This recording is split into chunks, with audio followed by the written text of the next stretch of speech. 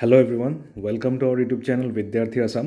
So, এই video' থাম্বনেইলটো চাই তোমালোকে গম পাইছা যে আজি আমি ভিডিঅ'ত কি ডিছকাছ কৰিম যে মেট্ৰিক এক্সাম 2025 হ'বনে নহয়।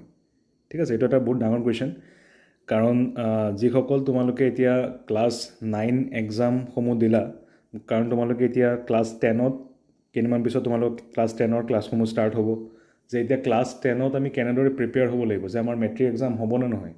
চ' বহুতৰ মনত এই কুৱেশ্যনটো আহি আছে যে আমি মানে 2024ত যিদৰে আমাৰ এক্সাম মেট্ৰিক এক্সামসমূহ গৈছে, তাতো আমি শুনিছিলোঁ যে 2024তো কি নহয়, মেট্ৰিক এক্সামসমূহ নাপাতে বুলি শুনিছিলোঁ। ঠিক আছে, কিন্তু লাষ্টত গৈ আমি কি দেখা পালোঁ যে মেট্ৰিক এক্সামটো হৈছেই। তো এতিয়া বহুতৰ মাজত ডাউটটো আছে যে এতিয়া আমাৰ কি হ'ব, যে আমাৰ মেট্ৰিক এক্সাম হ'ব নে নহয়। আমি তাৰ কাৰণে আমি গম পাব লাগিব যে মেট্ৰিক এক্সামসমূহৰ গোটেই বস্তুখিনি গম পাব লাগিব, যে কোনে আমাৰ মেট্ৰিক এক্সামসমূহ কণ্ডাক্ট কৰে, কি মানে নতুন কি চেঞ্জেছ হ'ব গৈ আছে, সেই বস্তুখিনি আমি আজি জানিব লাগিব। তো ভিডিঅ'টো শেষলৈকে চাব, খুব ইম্পৰ্টেণ্ট ভিডিঅ' হয়। তো চব প্ৰথমতে আমি জানিব লাগিব যে আমাৰ মেট্ৰিক এক্সামটো কোনে কণ্ডাক্ট কৰে। এটা আমাৰ এটা বৰ্ড আছে, ছেবা বৰ্ড। তো এই যিটো বৰ্ড আছে, ই কি কৰে, ক্লাছ 10ৰ যিটো আমাৰ বৰ্ড মানে মেট্ৰিক এক্সামসমূহ আছে, সেই মেট্ৰিক এক্সামসমূহ ছেবা বৰ্ডৰ দ্বাৰা আমাৰ কণ্ডাক্ট হয়। তেনেকৈ আমাৰ এটা কি আছে, ASEC এটা বৰ্ড আছে, Assam higher secondary education council. সেই বৰ্ডটোৱে কি কৰে, ক্লাছ 12ৰ এক্সামসমূহ কণ্ডাক্ট কৰোৱায়। ঠিক আছে, তো আমি নৰ্মেলি আমাৰ কি হয়, ক্লাছ 9ত আমাৰ ৰেজিষ্ট্ৰেশ্যন হয়নে। সেই 9ৰ ৰেজিষ্ট্ৰেশ্যন আমি কিহৰ কাৰণে কৰোঁ, কাৰণ ছেবাত আমাৰ কি হয়, ৰেজিষ্টাৰ কৰিলে তেতিয়া আমি ক্লাছ 10ৰ বৰ্ড এক্সামৰ কাৰণে আমি এপিয়াৰ হ'ব পাৰিম। ছেইম তেনেকৈ আমাক ক্লাছ 10 পাছ কৰাৰ পিছত আমি আকৌ ক্লাছ 11ত এডমিশ্যন ল'ব লাগে।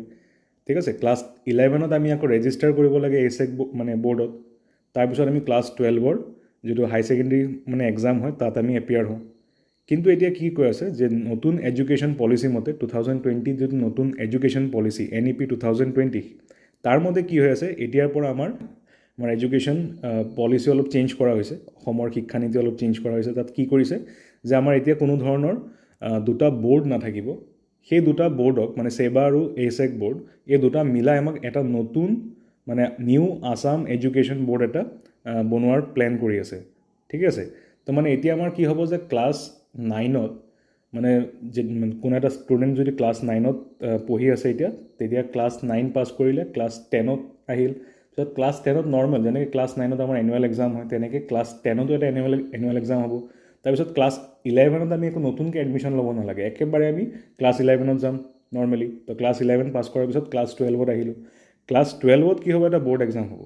যেনেকৈ ক্লাছ 10ত আমাৰ বৰ্ড এক্সাম হয়, মেট্ৰিক এক্সাম হয়, তেনেকৈ ক্লাছ 12ত এটা মেইন এক্সাম হ'ব। ঠিক আছে, সেই চেঞ্জেছটো মানে অহাৰ কথা আমি জানো। ঠিক আছে, কিন্তু এইটো এইবছৰ হ'বনে নহয়, এইবছৰ আমাৰ মেট্ৰিক হ'বনে নহয়, সেইটো বহুত ডাঙৰ কুৱেশ্যন। কিন্তু আমি আগতো যোৱা বছৰটো তেনেকুৱা কি হৈছিল, আমি মানে বহুতে ভাবি আছিল যে মেট্ৰিক এক্সাম নহয়। আমি শুনিছিলোঁ তেনেকুৱা মেট্ৰিক এক্সাম নহয় বুলি, কেঞ্চেল হ'ব এতিয়াৰ পৰা। কিন্তু কি হৈছে, পিছত গৈ আমি কি দেখিছোঁ যে 2024ত এক্সাম হৈছে। তো বহুতে কি হৈছিল, তেনেকৈ আধা মানে বছৰটো পাৰ হৈ গৈছিল, আধা বছৰ যোৱাৰ পিছতো ভাবিছিল মানে মেট্ৰিক নহয় বুলি। পিছত আকৌ কি কৰিছে আমাৰ মানে হঠাৎ আমাৰ কি ওলাইছিল যে শ্বেডিউলটো ওলাইছিল যে মেট্ৰিক এক্সাম হ'ব বুলি, এনেকৈ নটিফিকেশ্যন ওলাইছিল বা ৰুটিনবিলাক ওলাইছিল। ঠিক আছে, তো তাৰপিছত কি হৈছিল, বহুতে তেনেকৈ মানে প্ৰিপেয়াৰ কৰি দিলে। আৰু বহুতৰ আকৌ আমি এটা বস্তু গম পাইছোঁ যে এক্সাম পেটাৰ্ণসমূহ অলপ চেঞ্জ হৈছে। 45 মাৰ্কছৰ আমাৰ MCQ টাইপ, তাৰপিছত মানে কুৱেশ্যন পেটাৰ্ণবিলাক অলপ চেঞ্জ কৰিছে। তো সেই বস্তুখিনি মানে বহুত ষ্টুডেণ্টে সেই বস্তুখিনি কেপচাৰ কৰিব পৰা নাই, সেইকাৰণে মানে বহুতৰ অলপ মানে কি হৈছে, এক্সামসমূহ ইমান এটা ভাল হোৱা নাই। তো আমি আগৰ পৰাই বস্তুখিনি যদি প্ৰিপেয়াৰ কৰি থাকোঁ, আমি যদি এক্সাম হয় কি নহয়, কাৰণ এনেতো ক্লাছ 10ত যদি এনেই চিম্পল যদি এক্সাম হয়, তাততো আৰু বেছি আমাৰ পঢ়িব লাগিব। কাৰণ আমাৰ নৰ্মেলি কি হয়, আমি আগৰ ক্লাছবিলাকত কেনেকৈ পঢ়ি আহিছিলোঁ যে আমাৰ 3মহীয়া এটা এক্সাম হয়, তাৰপিছত 6মহীয়া এটা এক্সাম হয়, তাৰপিছত 9মহীয়া এটা এক্সাম হয়, তাৰপিছত এনুৱেল এক্সাম হয়। তেতিয়াতো গোটেইখিনি মাৰ্কছ এড হৈ আমাৰ টোটেল ৰিজাল্টটো ওলায়। তেতিয়াতো আমি আৰু বেছিকৈ পঢ়িব লাগিব, কাৰণ আগত মেট্ৰিক এক্সাম থাকিলে কি হয়, আমাৰ আগৰ এক্সামখিনি যদি আমাৰ অলপ বেয়াও হয়, সেইটো আমাৰ মেটাৰ নকৰে। কাৰণ মেট্ৰিকত যদি আমি সেই 2-3 মাহ যদি ভালকৈ পঢ়োঁ, তেতিয়া আমাৰ এটা ভাল ৰিজাল্ট আমি কৰিব পাৰোঁ। তো তাতকৈ আমাৰ এইটো ছিষ্টেম যদি কৰিব যায় যে ক্লাছ 10ত মানে গোটেইখিনি এক্সাম এড হৈ আমাৰ মাৰ্কছখিনি আহিব, তেতিয়াতো আমি বেছিকৈ পঢ়িব লাগিব। তো সেইকাৰণে তো যিয়েই নহওক, মেট্ৰিক হওক বা নহওক, আমি নিজৰ প্ৰিপেৰেশ্যনটো আগৰ পৰাই কৰি থাকিব লাগিব। ঠিক আছে, এতিয়া কথা হ'ল মেট্ৰিক হ'বনে নহয়।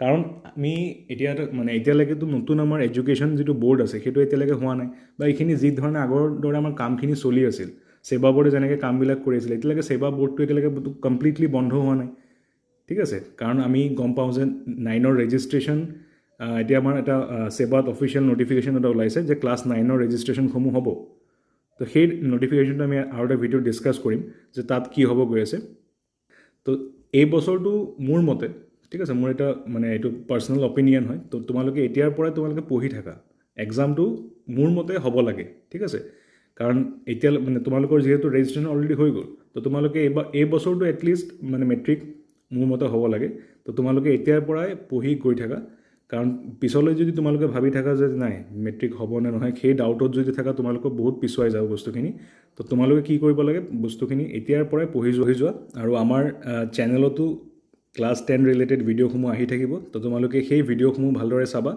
আৰু আমি যিমান পাৰোঁ তোমালোকক হেল্প কৰিবলৈ চেষ্টা কৰিম তোমালোকে কিবা যদি আমাক ডাউট থাকে এই মানে এক্সাম ৰিলেটেড বা কিবা মানে চেপ্টাৰ ৰিলেটেড কিবা যদি থাকে তোমালোকে কমেণ্টত জনাব পাৰিবা চ' আমি সেই মতে সেই কমেণ্টসমূহ পঢ়ি আমি তোমালোকৰ মানে ডাউটখিনি চলিউশ্যনখিনি দিবলৈ চেষ্টা কৰিম চ' আশা কৰোঁ ভিডিঅ'টো তোমালোকৰ কাৰণে হেল্পফুল আছিল তোমালোকৰ ডাউটসমূহ আই থিংক ক্লিয়াৰ হৈছে মানে আমি এতিয়া কনক্লুজনটোত আমি কি আহিব লাগিব যে মেট্ৰিক এক্সাম হ'ব আমি সেই বুলিয়েই পঢ়িব লাগিব বা হওক বা নহওক এনেওতো এটা এক্সামটো হ'বই ন তো সেই এক্সামটোৰ কাৰণেতো আমি প্ৰিপেয়াৰ হ'বই লাগিব এনেও তো এতিয়া আমি আমাৰ মেইন হেৰিটো কি যে আমি এক্সামৰ কাৰণে প্ৰিপেয়াৰ হ'ব লাগিব আমি কনচেপ্টখিনি বুজি যাব লাগিব প্ৰথমৰ পৰাই যাতে পিছত যাতে কি নহয় আমাৰ কোনো ধৰণৰ প্ৰব্লেম নহয় ঠিক আছে তো আশা কৰোঁ ভিডিঅ'টো তোমালোকৰ কাৰণে হেল্পফুল আছিল যদি ভিডিঅ'টো ভাল লাগি থাকে ভিডিঅ'টোত লাইক কৰিবা আৰু যিসকল নতুনকৈ আহিছে আমাৰ চেনেলটো ছাবস্ক্ৰাইব কৰিবা চ' লগ পাম এনেকুৱা এটা ইনফৰ্মেটিভ ভিডিঅ'ৰ সৈতে টিল দেন গুড বাই